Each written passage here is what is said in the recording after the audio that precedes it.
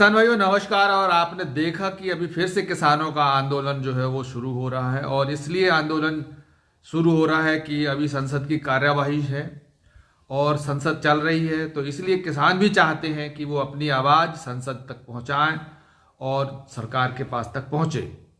लेकिन ये सरकार है कि किसानों को बिल्कुल भी तरफ ध्यान नहीं दे रही है और किसानों को डाइवर्ट भी कर रही है। की कार्यवाही में एक सवाल पूछा गया, जो कृषि मंत्री हैं, जो मध्य प्रदेश के पूर्व मुख्यमंत्री थे शिवराज सिंह चौहान, उनसे पूछा गया कि आपकी सरकार एमएसपी पे क्या कर रही है।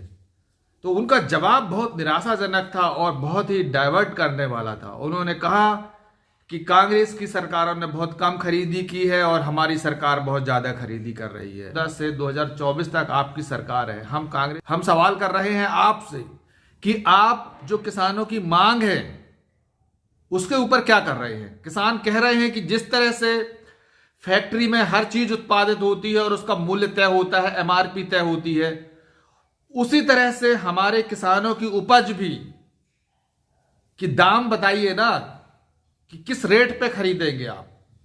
और उसके लिए जो स्वामीनाथन आयोग बना था, स्वामीनाथन आयोग ने जो फार्मूला दिया था कि C2 प्लस 50%, आपकी सरकार A2 प्लस FL में आप हम लोगों को भुगतान कर रही है। किसान कह रहे हैं कि आप C2 प्लस 50% में भुगतान करिए। 4,500 रुपया इसमें बन रहा है।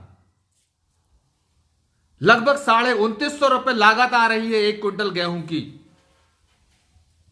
जब आप स्वामीनाथन आयोग के C2 प्लस 50% पर फार्मूले के आधार पर आप लागत निकालते हो, 2,950 रुपया लागत आ रही है एक क्विंटल गेहूं की आज की तारीख में।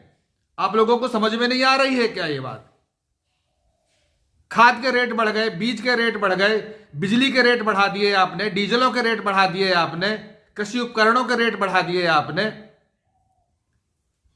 और किसान को उसी तरह से आप बेवकूफ समझ रहे हैं। ये आप नाटक बंद करिए और किसानों को जो उसका वास्तविक जो उसकी लागत है उसमें 50% जोड़ के भुगतान करिए।